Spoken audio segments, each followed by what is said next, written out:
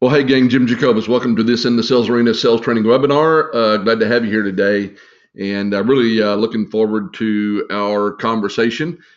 Just got to tell you, if you did not make the Q&A last week, the No Holds Barred coaching session, I would encourage you to go to the website, thesalesgladiators.com, and check that out. That was one of the very best sessions we've had so far, and it was a lot of fun. So if you didn't catch that one, it was on the ethics of selling. And again, I can tell you, it was just one of the best we've had happen, and not because of our stuff, but because of the questions you guys asked and how you kind of kept everything going. So welcome to this sales training webinar. We're going to cover one of my favorite subjects today, and it's how to close more sales and how to close them faster. A little bit about our agenda for what we're going to cover today. We went and did last week, or the last webinar 2 weeks ago, we focused in on more tactics and skill sets, if you will. We're moving back somewhat to the strategic side for this particular one in order to set up our webinars for April. That said, the whole idea of closing more sales and closing faster and shortening the sales cycle is what every one of our clients wants from us. When I sit down with a new client, we're designing sales training, and I ask them what they want to get out of, what are their valued outcomes, what are their desired results. Every one of them is going to say, we want to close faster, we want to close more, we want higher margins and everything. And so it's not out of the ordinary for us to get that. And today we're gonna give that to you. And again, I don't want this to come across as sort of a bait and switch from the title and everything. I'm going to answer you the question for you the same way I answer for our clients. And a lot of times it's not what they want to hear, but once we discuss it, they get it. And my goal today is that as we discuss this, as we go through it during our time to get together today, that it'll make sense to you as well. I always like starting off with a quote, and here's a really, really good one. I don't know where the quote originated from. It came from a friend of mine named Tim Wackel, and Tim shared this with me a while back, and I don't know where he got it from. So if it's actually his original quote, I'll give him credit for that. If not, then it came from somebody else. I did Google it, couldn't find a source, and so we're going to call it anonymous. Tim said this: there are two times to do something, when we should have done it in the first place and today. All right. I'm going to share some sales ideas with you today that may have you kind of rethinking where you are. You've gone down the road quite a bit, and I'm going to kind of ask you maybe to back up a few steps, or maybe back up a lot of steps, and rethink the entire sales methodologies that you use in order to close faster and close more sales. So that said, we're going to talk about three things that are keys to success in doing that, accomplishing that today. Key number one is executing a consistent process. And we've been teaching you one. If you have not been in on any of those particular podcasts or any of those sales training webinars, go back to the website, go to the podcast and search for them, or go to the webinars and search for them. I will put links to the podcast and to those webinars in the show notes that are on our webpage where this webinar will be found. When we send you the link out to it and you go to our website, down below that information, there'll be links to those podcasts that support the whole idea of executing the sales process, so you can add some depth to our conversation today. Know your value. Again, another subject matter we've talked about. If we know the value that we bring to the table, it's going to shorten the sales cycle for our clients because they're going to see a return on investment. And then the last thing is learning to build those high level 5 and 6 return on investment relationships where we are seen as a partner / advisor to them. That closes the time frame that it takes to make the sales happen quite a bit as well. So these are the three things. And I know from teaching sales training, I taught a class yesterday, and one of the folks said, well, can't you just give me something that will allow me to, a silver bullet or a particular technique or a methodology that can help me close more sales and close them faster without having to circle back and do all of that? And my answer is, yeah, I can give you languages. I can give you closing techniques that are, not even manipulative, but that will work for you. That'll do a good job. But the bottom line is, If I come in behind you, all right, if you and I sell the same thing and you take the shortcut and I take the long cut, all right, and I come in behind you and you've got a relationship with that client, and I don't just mean me in general, I mean anybody that's doing what I'm going to teach you today. If we come in behind you and we do it right, I will take the business away from you. And I don't mean that arrogantly. I really want you to look at what we're going to talk about today and see why that would be. But if you're using the shortcuts, you've not done the things that we're talking about here, you're executing a consistent process, you know the value you bring to the table, and you're building that high level relationship, at the end of the day, it's really like bringing a knife to a gunfight. Uh, it always reminds me of this scene from Raiders of the Lost Ark. You remember this one? Indiana Jones is walking through the marketplace, and he just got through whipping a bunch of guys, 5 guys with his whip, and took advantage, beat those guys down. And then this guy shows up in the movie, and he is wielding a sword, and I mean using all kinds of moves. And Indiana Jones is kind of sitting there, and you're thinking, oh gosh, what's he going to do now? The whip's not going to be, it's not going to work against the guy with his sword and all that. And Indiana Jones just pulls out a gun and shoots the guy and then walks away.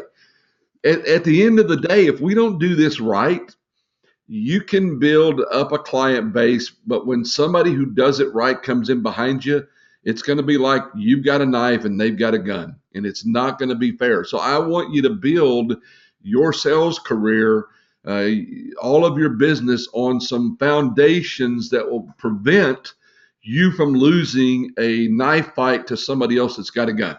So that's the problem with taking the shortcuts, and that's why we don't teach shortcuts. We teach some real foundational strategic stuff, out of which we then leverage tactics, skill sets, and mindset.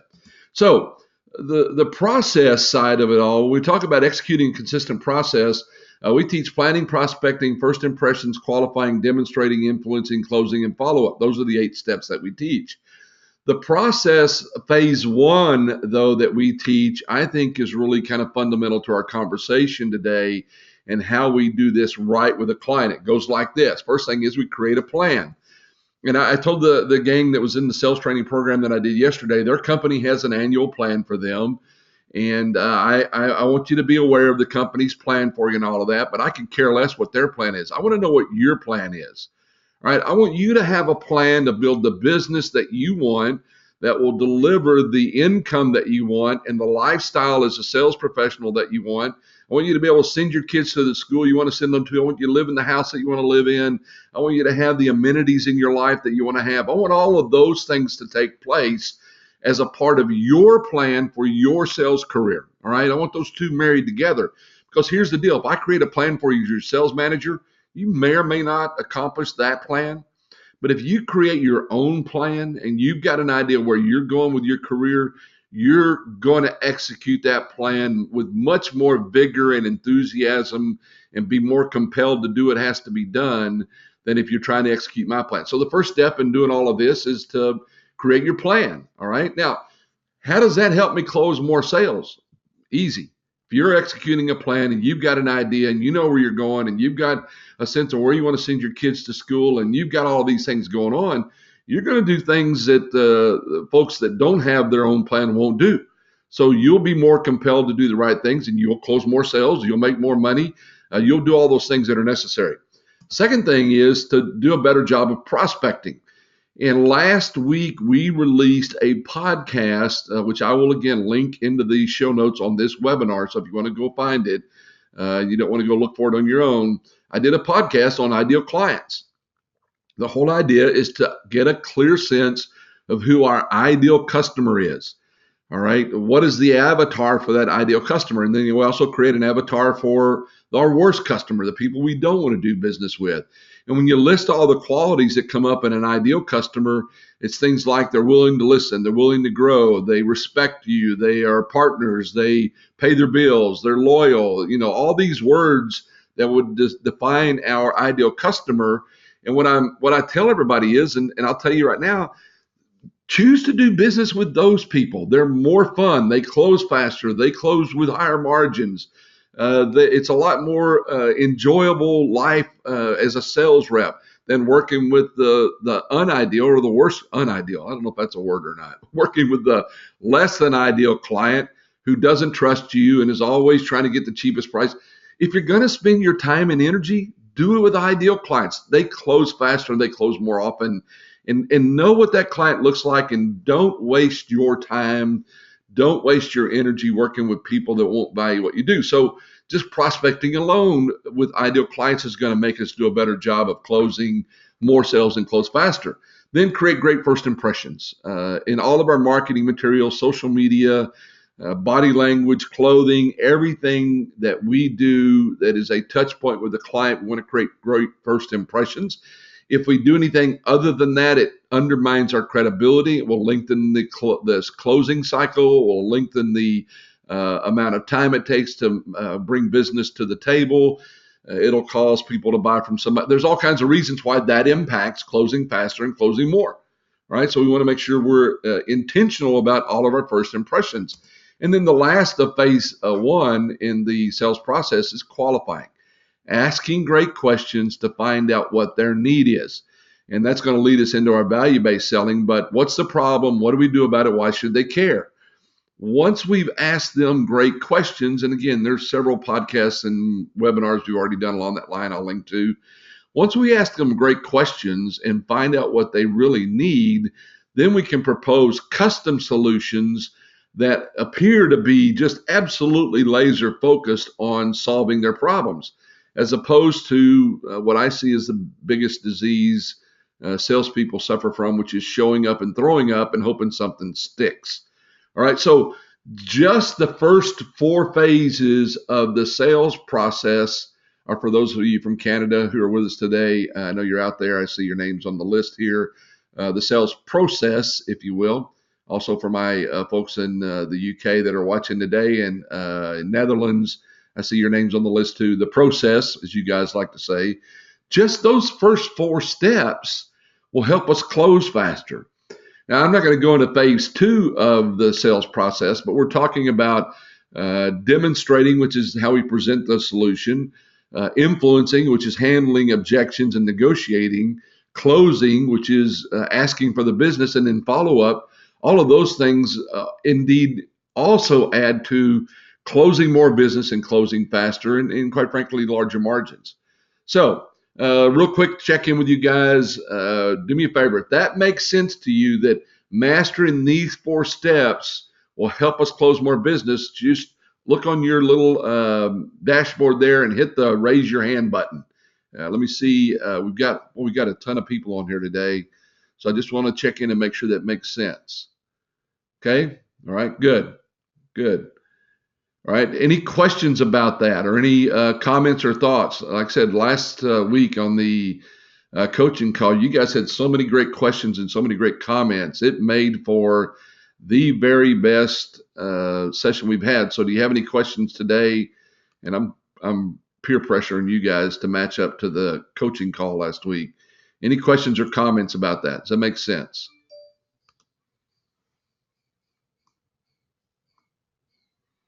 Okay. Prospecting equals best time saving practices. Absolutely. Let's get in front of the best people in the first place. People who are more likely to be the right client for us. Okay. Good stuff. Thank you. Good stuff. Press on. Okay. All right. We'll do that. I'll take your direction. We'll press on here. All right. So that's how the process, or executing a consistent process, closes more business and closes it faster. When my clients ask me, what's it going to take to do that, and I walk them through that, they're going, oh, wait a minute. We just wanted you to teach them how to handle objections. We just wanted you to teach them how to ask better questions. But you're right. If we're not executing a plan that's compelling, and we're not getting in front of the right people, and we don't do a good job of creating first impressions, none of that's going to really be valuable, is it? And my answer is no, it won't be. So the second thing that we talk about when I'm working with clients is to know your value. All right. When we know the value that we bring to the table, it changes the conversation. It changes our level of confidence. It changes the client's confidence in us. It establishes great credibility.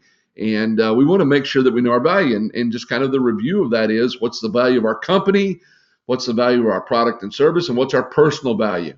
Yesterday, I was working with a bunch of sales reps from Mercedes-Benz. And I asked them if the automobile was a commodity, and their answer immediately was no. It's not a commodity, all right? It's an amazing automobile and everything. And so I questioned them a little bit, and I got them to thinking about here in Houston alone, how many places could you buy an S-Class Mercedes-Benz? Well, the answer is they could buy it at 4 other dealerships. If they were buying new, they could buy it at probably 20 other places if they were looking for pre-owned. So in essence, the S-Class automobile is not unique. It is unique in comparison to a BMW or to a Lexus or whatever, and we certainly talked about the value there. But reality is it's a commodity. Okay, it is a commodity. So where's the differentiation in the product? Well, the differentiation comes in 3 areas. One is, what dealership do you work for and what advantage do you have there? But the real differentiation is, what do you bring to the table personally that sets you apart from anybody else that they might buy an automobile from? Or I know we got some real estate people on here from a home from, or would list a home with, or we've got folks who are in the financial services business out there. Why would they want to buy from you instead of any dozens of other people that do the same thing that you do? All right, all of those things create value. And if you remember back from our previous webinars, we talk about Me Too value propositions, where we do the same thing everybody else does. And then we talk about what we call hammers. And hammers are where we have a distinct advantage in the marketplace. And for my Accidental Bell clients out there, you have products that you alone have in your tool bag that your competitors don't have. They don't do what you do. Those are hammers, all right? At the end of the day, though, we have to be a hammer in and of ourselves. And quite frankly, if you have a Me Too product, but you do a great job of planning, you get in front of ideal customers more often, you do a great job of creating an incredible first impression, and you ask me all the right questions to determine what my needs are and to really find out what challenges I have and what kind of solutions would be most valuable to me.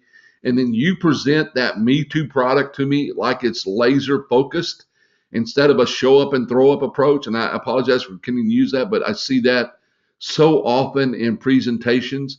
If you do a great job of that, your Me Too products, along with your personal value proposition, can create gigantic leverage and become a hammer. All right, so we've got to know our value, and we've got to do a great job of presenting that value as a response to understanding the client's needs, not as a strategy of showing up, throwing up, and hoping something that we say gets their attention. All right, so knowing the value and knowing what those hammers are is really important. At the end of the day, here's what happens. Your value, what you communicate as being your value from the very first moment you engage with a client, the very first email, the very first letter, the very first meeting, the value that you communicate becomes your brand in the marketplace. And what happens a lot in our sales training, and what I think happens is you're sitting there listening to me, is that you're going, wait a minute, I've got to back up 10 steps and reestablish my value, start talking value instead of start talking product or service or, all of those kinds of things. My answer is, if you want to close faster or close more with your existing clients, yes. If you don't want to try to rework all of that with your existing clients, then you want to do it with your clients moving forward, then you need to do that, absolutely. But bottom line is, and I want to say this gingerly because I don't want to offend anybody, and you need to understand I've been in the same place. The reason clients don't answer our phone calls is they don't perceive we have any value. All right, we've not established there's any value in answering the call. I ask the question in our workshops all the time. How many of you have somebody that if you called them you called them right now on your cell phone, they would immediately pick up the phone and answer your call? And everybody raises their hand. Of course, we all have clients like that. And I ask the question, why is that? Most of the time, people can't answer the question. They don't know. I don't know. They just do. Well, my response to that is because they believe your phone call is bringing value to them. So they believe when you call, you've got something that's going to help them grow their business, because their experience with you is that you bring value to the table. Where you've been intentional about communicating that or not, they perceive that you're bringing value, so they answer the phone. So how many of you have somebody when you've been trying to get a hold of, and you've called them a dozen times, and you send them a dozen emails, and you send them text messages, and they never respond back? How many of you have clients like that? Well, of course, everybody raises their hand. I imagine you would as well. The question is, why don't they answer your call? Why don't they respond to your email? Why don't they respond to your text message? The answer is they don't perceive there's any value in that. If anything, they may perceive that answering the call is going to steal time away from them. They'll never get back, and it's going to be a waste. All right. So at the end of the day, if we want to be able to sit in front of people that we'd like to communicate with and do business with that fit our ideal client avatar, then we've got to communicate. We bring value to them from the very beginning. And if you look back at the webinars that we did, how to get a 15-minute meeting with anybody and what to do when you get there, those two webinars, they're kind of a two-part webinar, if you will. It's actually one webinar, but it's two parts, if you will. That webinar talks about communicating in your very first email to them. Hey, I want to see if we can bring value to you and exceed your expectations. And I want to find out if you bring value to me. So we start talking the word value at the very beginning, and we use the value, return on investment, all of those kinds of terms that would cause somebody to want to talk to us from the very beginning. All right. So doing that will shorten the sales cycle. All right. And it will help us close more sales. And the bottom line is, if you and I are in the same competitive situation and I know my value and you don't, it's the Indiana Jones bringing a knife to a gunfight. We're going to lose if we don't understand our value and the person that we're competing against does. We're going to lose that gig. So I want you to know your value when you're working with clients. I want you to communicate value, communicate value, communicate value, communicate value. All right. Now, quick check-in. Raise your hand if that makes sense. All right. If that makes sense to you, let me see your hands again. Got a lot of people on here today. Good deal. Good deal. Thank you. Cool. Any comments? Any questions about that? All right. Awesome. Okay, now one of you raised your hand and then took it back down. Did you change your mind, or just were taking it down for me, right? Questions or comments? Good deal. Thanks, guys. I know not everybody, people kind of listen to this on the side or do all different kinds of things. So not everybody's watching, but any questions or comments there? Give me a few seconds. Nope, nothing coming up here. Okay. All right. Press on. Press on. Okay, we'll do that. We'll press on. All right, here.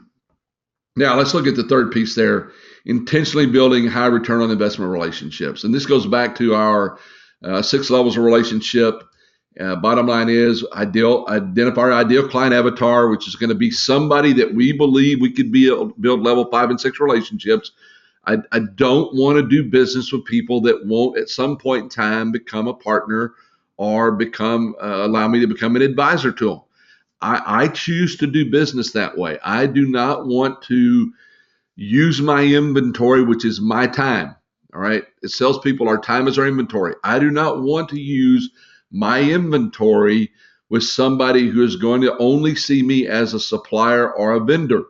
I have stopped taking business like that. And quite frankly, it does a couple of things for me. One is it frees up time for me to pursue and build high-level relationships.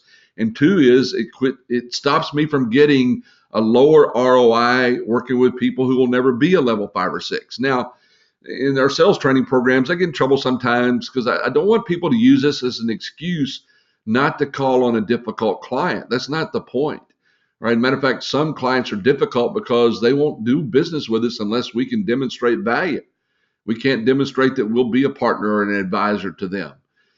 So I don't want to give anybody an excuse not to call on a difficult client, but at the same time, I don't want us beating our heads against the wall, calling on those worst client avatars who are going to eat up our time and want cheap prices and bid it out to 5 people and have no loyalty and will take advantage of us to help them out of a challenge, but then won't reciprocate with some kind of a value-based return to us with an order that has some good profit in it. I don't want to do business with people like that. It doesn't make them bad people. It's just I made a choice. I want you to think about that. And so identifying our ideal client is really valuable to us. I encourage you to go back and check out that podcast, if you will. So don't settle for levels 3 and 4. That's what I'm talking about. Don't allow your business to be built around taking care of those folks, because you'll expend X amount of energy and you'll get X amount of return, as opposed to expending X amount of energy and getting a 4X return. All right. Does that make sense to everybody? Hope it does. Become that partner advisor to them.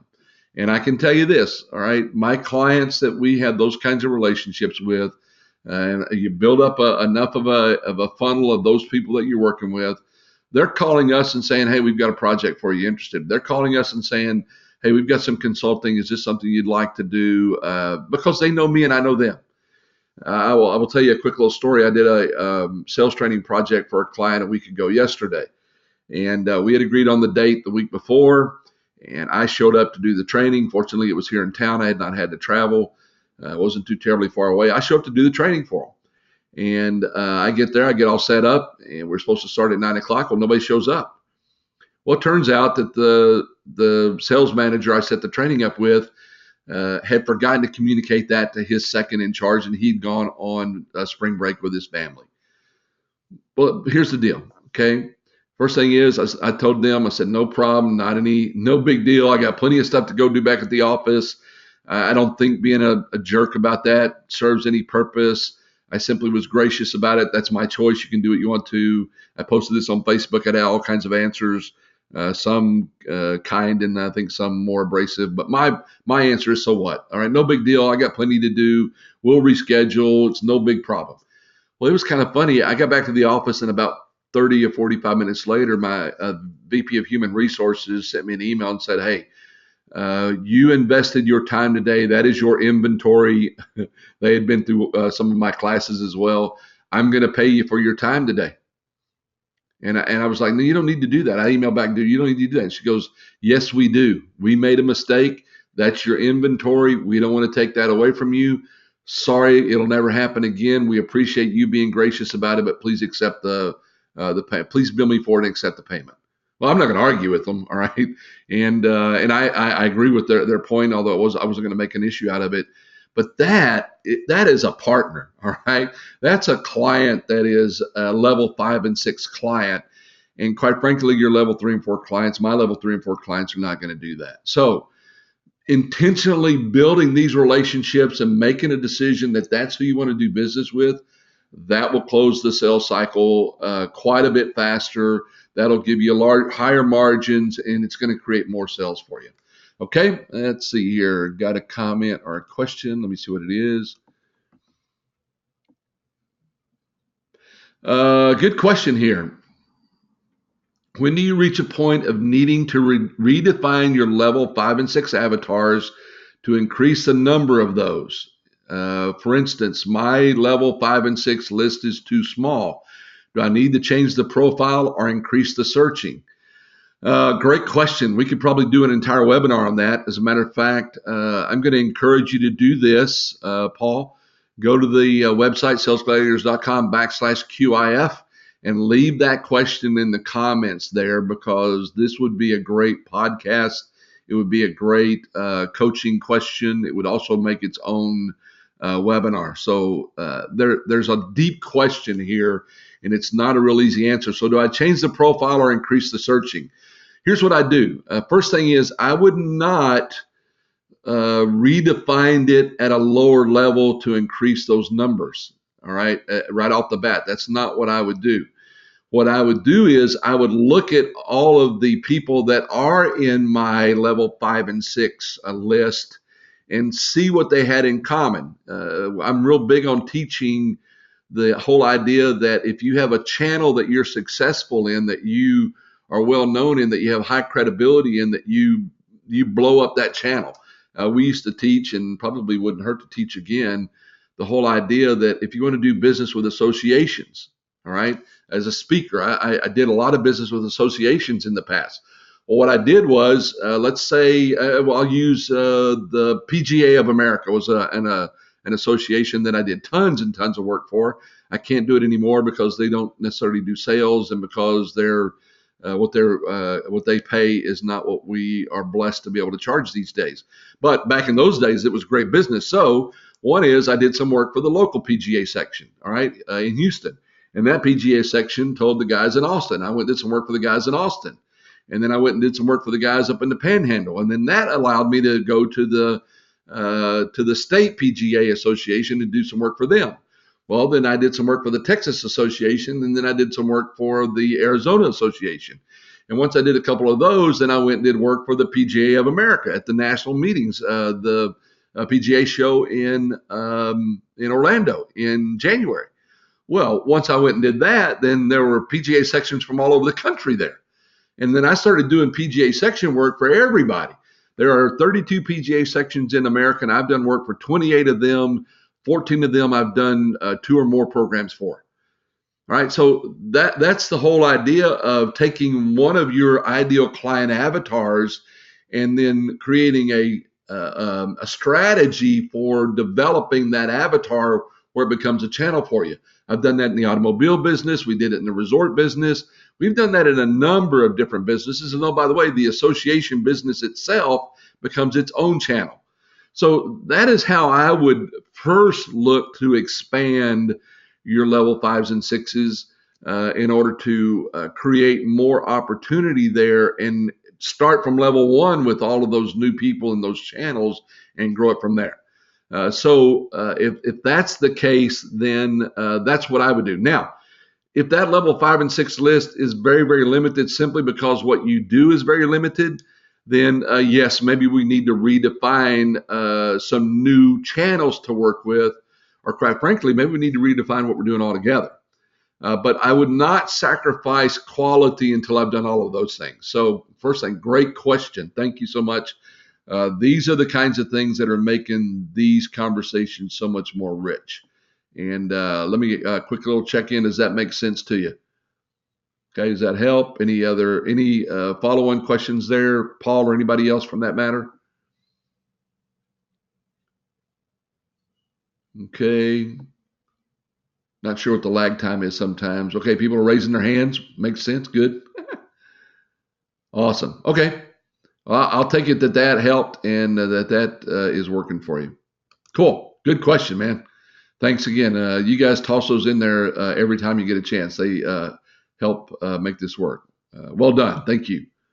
Cool. Okay, so here's the deal. I'm going to sum these up really quick. Close more, close faster, execute a process. All right. Master those steps in the process, and you'll find that you're going to close faster, you're going to close more, and higher margins. I promise you, you're going to close with higher margins. Know the value that you bring to the table. Own that value from the standpoint of your company, your product and service, but understand your personal value that you bring to the table. And whatever your value is your brand in the marketplace. That's what people are going to think about when they think about you. And we want to make sure that every communication that we do brings value to them so that we can create that brand and intentionally build those high return on investment relationships. Okay? You can either do it now or you can do it later. Either way, if you really want to be more successful in closing more and closing faster, there is no shortcut. All right. So you can either do it now or you can do it later. It's up to you. Or we can stay stuck in not having the sales that we certainly should have and not having the number of sales and the margins that we ought to have.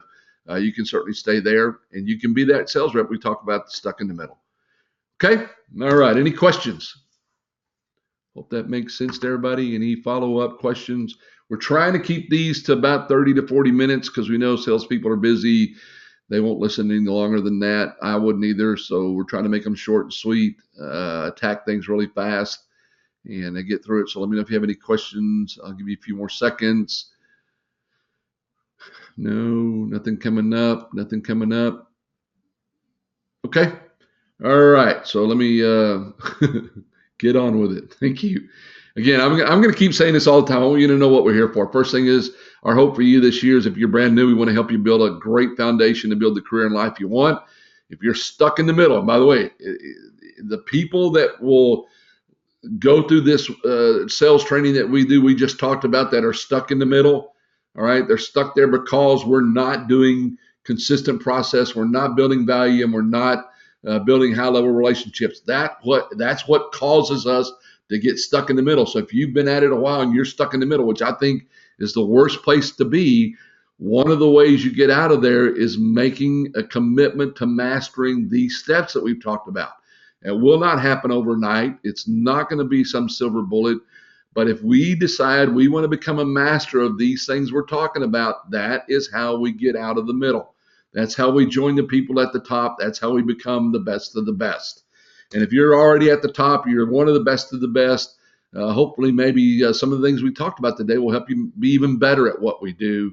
And we don't want you to be just the best of the best. We want you to blow the top off the numbers so that nobody's ever seen what you've accomplished. That's what our goal is for you. That's what our hope is.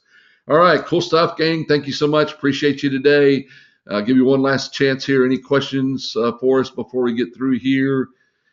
If you want to ask us a question, you got something you want to share with us, go to thesalesgladiators.com/QIF. I guess I ought to add a slide for that. That would be helpful, wouldn't it?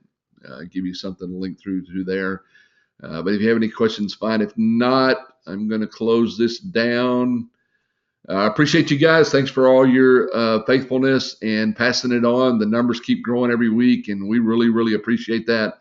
Our goal is to help people, and we want them to be successful, and we certainly want that for you. So have a great week out there. Let me know if we can do anything for you.